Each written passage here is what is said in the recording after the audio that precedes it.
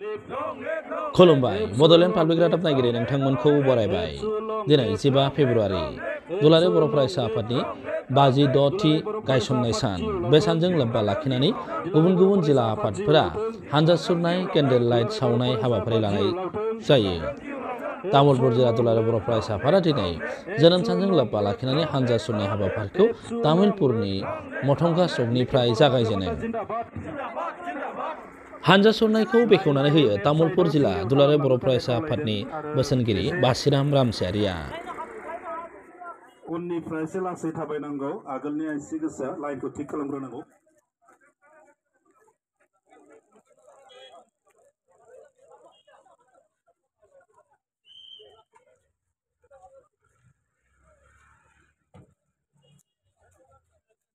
साउन्डिं जों होनाय साउन्डनि माने स्ल'गाननि अनगायैबो गावबा गावबो गेजेर गेजेर स्ल'गान होलांनो हागोन, बयखौबो खावलायबाय।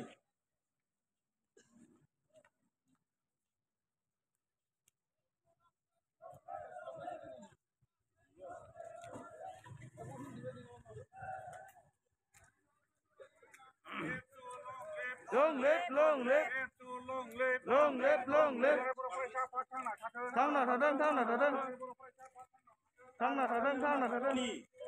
Jai Boro Harini, Jai Boro Harini. It's so long live, long live, long live. It's so long live, long live, long live. It's so long live, long live, long live. Nikhil Boro Satya Khonda Zindabad, Zindabad, Zindabad. Nikhil Boro Satya Khonda Zindabad, Zindabad, Zindabad. Nikhil Boro Satya Khonda Zindabad.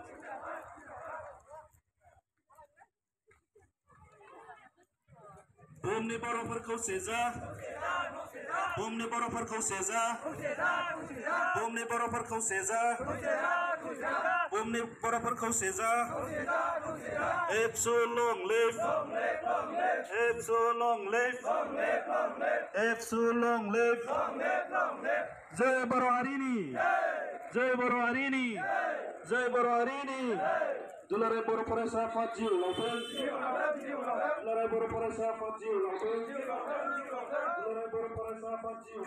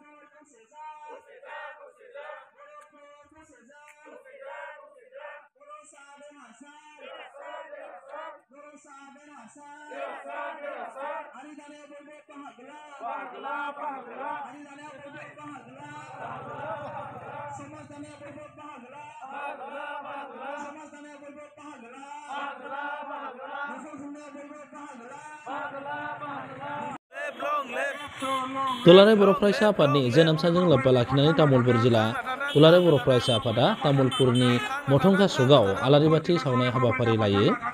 मोनाबिलि समाव आलारि बाथिखौ सावजेनो तामुलपुर जिल्ला दुलाराय बर' फरायसा आफादनि आफादगिरि बानेश्वर नार्जारिया।